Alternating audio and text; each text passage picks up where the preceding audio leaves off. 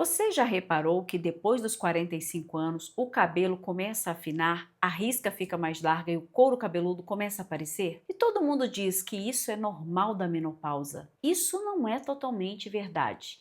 E em alguns casos, ignorar esses sinais pode levar a uma perda definitiva dos fios. Se você está na perimenopausa ou na menopausa e percebeu mudanças no cabelo, esse vídeo é para você.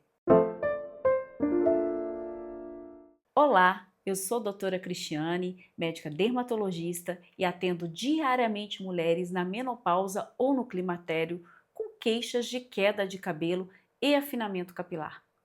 Eu sei o quanto isso abala a autoestima, a segurança e a forma como a mulher se vê no espelho.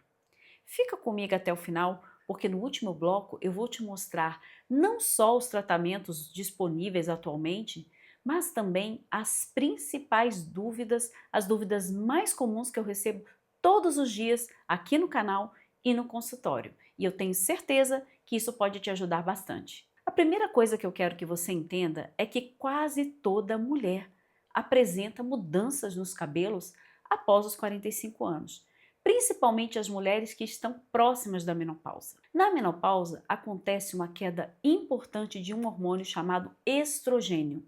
O estrogênio funciona como um protetor natural do nosso fio. Quando ele cai, é como se o cabelo perdesse o escudo de proteção, aquilo que mantinha o volume, a força e o tempo de crescimento. O estrogênio ajuda a manter a espessura e o volume dos fios.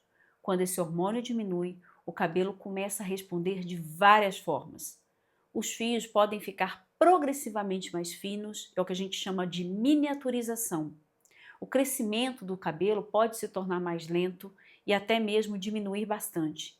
O volume global do cabelo diminui e o cabelo também pode mudar de textura. E muitas mulheres começam a perceber algo que assusta bastante. O couro cabeludo fica mais visível, fica mais aparente, principalmente nessa região aqui, ó, superior do topo da cabeça, na risca do cabelo. Me conta aqui nos comentários, qual foi a primeira mudança que você percebeu no seu cabelo depois dos 45 anos? Foi queda? Um afinamento? Mudou a textura do cabelo? Além da diminuição do estrogênio, ocorre também um fenômeno que chamamos de predomínio relativo dos andrógenos. E o que significa isso, doutora Cristiane? Não é que a mulher passou a produzir mais hormônios masculinos, os andrógenos, não é isso.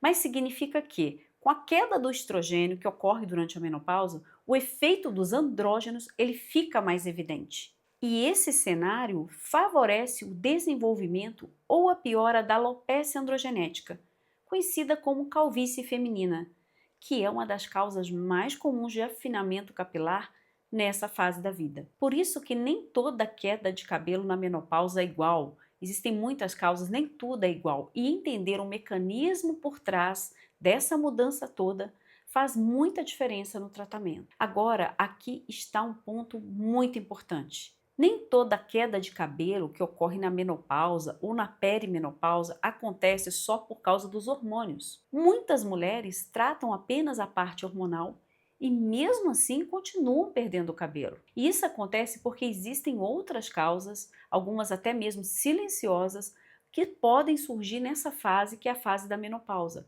e que passam muitas vezes despercebidas. Algumas são reversíveis, outras, se não forem diagnosticadas e tratadas a tempo, podem levar a uma perda progressiva dos fios e até mesmo definitiva. E é exatamente por isso que uma investigação correta muda completamente o resultado do tratamento. E eu quero saber de você. Você já tentou tratar queda de cabelo só ajustando hormônio e não teve o resultado esperado? Comenta sim ou não aqui embaixo para eu conhecer melhor como que foi a sua experiência com o tratamento hormonal. Existem várias causas de queda de cabelo na menopausa e na perimenopausa. E eu vou te explicar isso porque isso é muito importante, porque identificar a causa é fundamental para definir o melhor tratamento. A causa mais comum é a alopécia androgenética, também chamada de alopécia de padrão feminino ou calvície feminina. Com a queda do estrogênio, ocorre um predomínio relativo dos andrógenos, como eu falei anteriormente,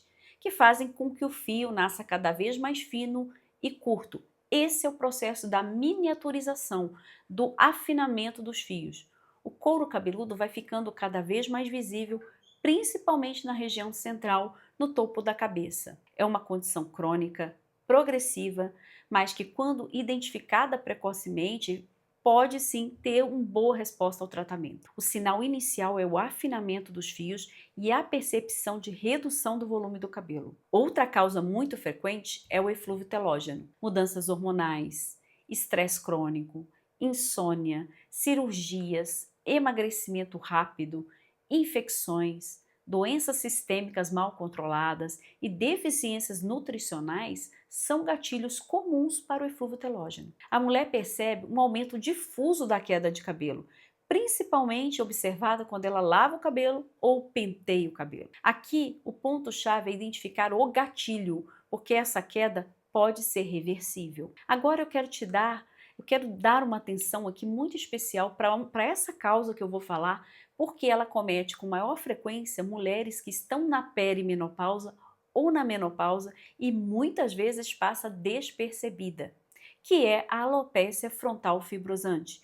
Um tipo de alopécia cicatricial. Ela causa um recuo da linha de implantação dos pelos na região anterior do couro cabeludo. É como se essa linha aqui, ó, recuasse para trás, levando a um aumento progressivo do tamanho da testa. É como se a testa fosse aumentando ao longo do tempo. A perda do cabelo, do couro cabeludo e das sobrancelhas também podem vir acompanhadas de sintomas no couro cabeludo, como ardor, coceira ou sensibilidade. Diferente das outras quedas, essa aqui é importante porque o folículo, a raiz do pelo, que é a fábrica do cabelo, pode ser destruído de uma forma definitiva.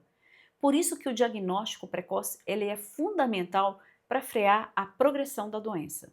E existe também a chamada alopécia da senilidade, que está associada ao envelhecimento natural. O cabelo perde a densidade de uma forma difusa e os fios ficam mais frágeis e o crescimento se torna bem lento. Ela não está ligada diretamente à inflamação ou a hormônios, mas ao próprio envelhecimento do folículo. Mesmo assim, hoje em dia já temos estratégias para melhorar a qualidade e a densidade dos fios. Percebe como não existe uma única causa de queda de cabelo nas mulheres na perimenopausa ou na menopausa?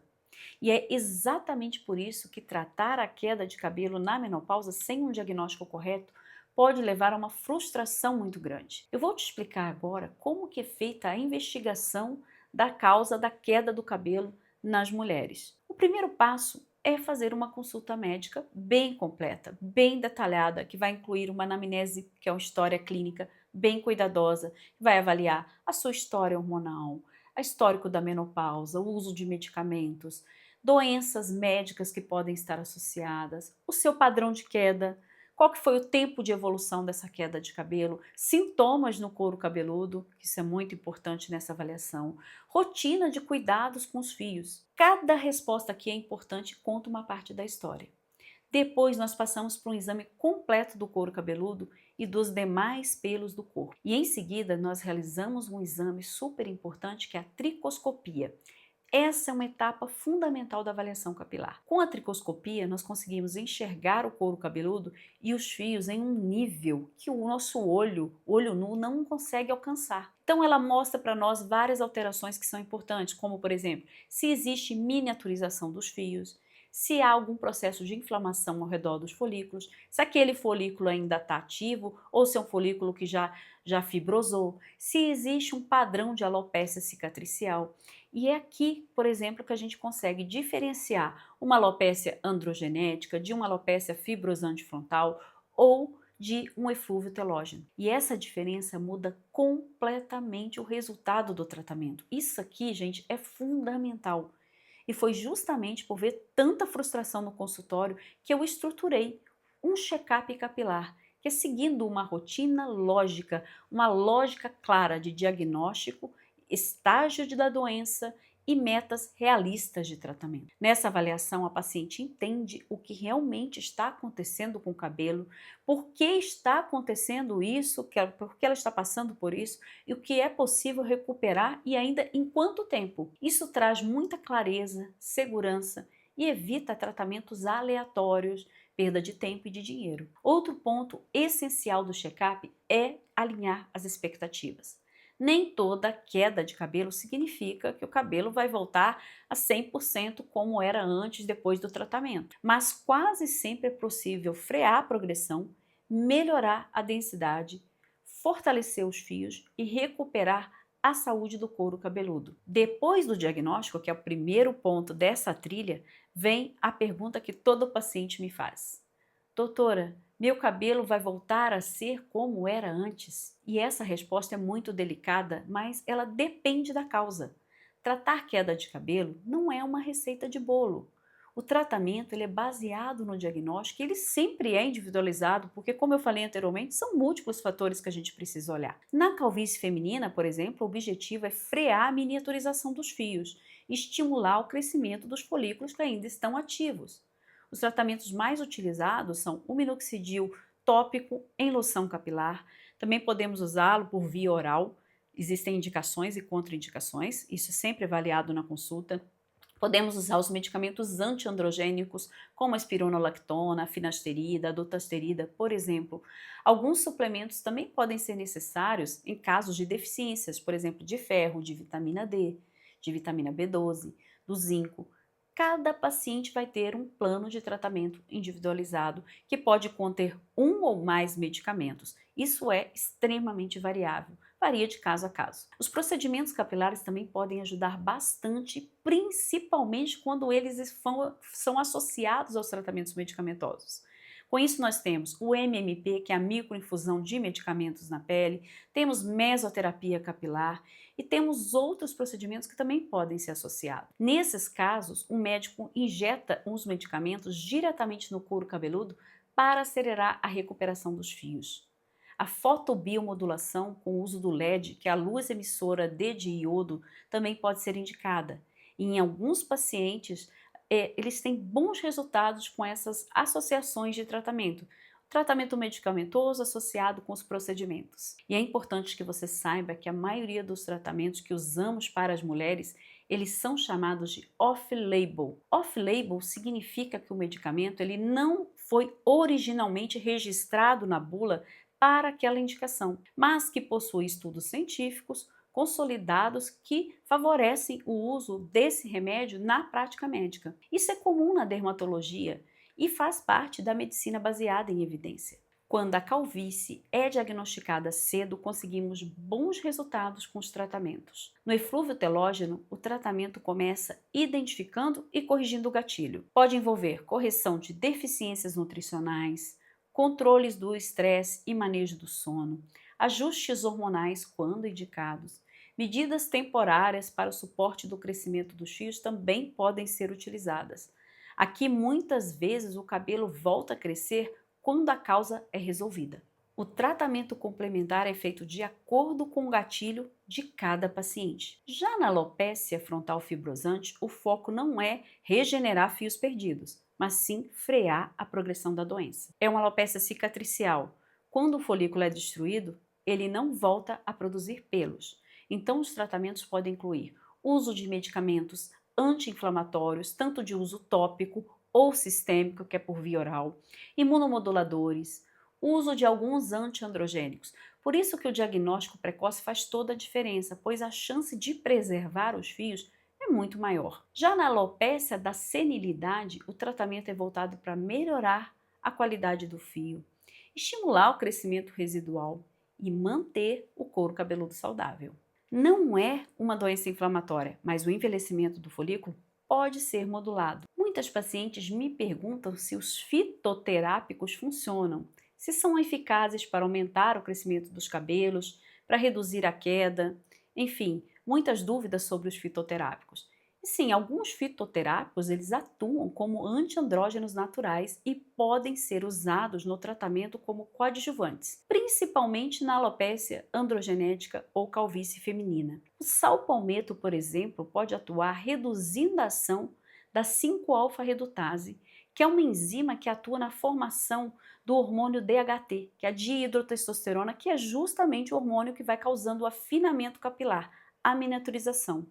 Existem alguns estudos sobre este fitoterápico, mas as evidências científicas ainda não são consideradas robustas. São poucos estudos, são estudos limitados. E, na minha opinião, eles devem ser usados não como uma forma isolada, mas sim combinados com outros medicamentos. O óleo de semente de abóbora também tem um efeito considerado antiandrogênico leve e uma ação anti-inflamatória. Também pode ser considerado como um coadjuvante no tratamento, mas eu também não coloco como tratamento principal, porque ainda faltam mais estudos para a gente concretizar realmente o uso desses fitoterápicos. De uma forma geral, os antiandrógenos naturais, eles podem sim ajudar, mas eu acredito que eles não substituem as terapias médicas já padronizadas por muitos estudos científicos, porque os estudos com os fitoterápicos, eles ainda são muito limitados. E a terapia de reposição hormonal? Será que ela ajuda ou piora a queda de cabelo? A terapia de reposição hormonal, ela não é tratamento direto para a queda de cabelo.